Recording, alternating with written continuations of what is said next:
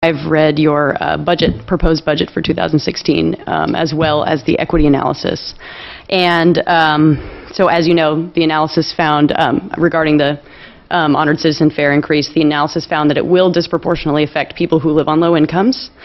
The logic in the analysis is that you've increased adult fares twice since 2010. Therefore, the increase would still fall under the FTA guidelines of the HC fare being half that of an adult fare.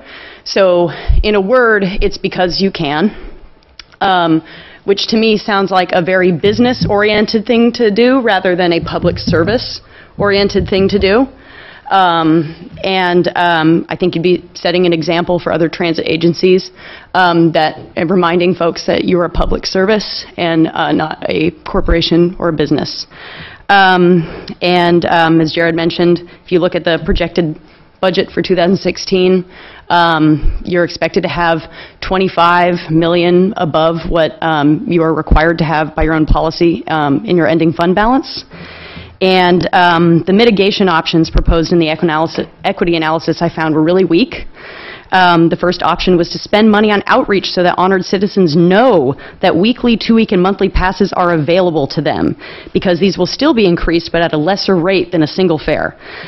This seems to me like it would be an expensive program, and also it assumes that honored citizens are ignorant of the services available to them.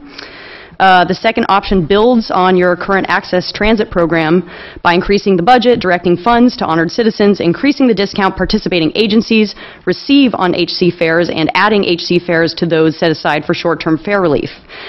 These options place the burden on nonprofit organizations who are already stretched for funds, and it places the burden on honored citizens to seek their own fare relief.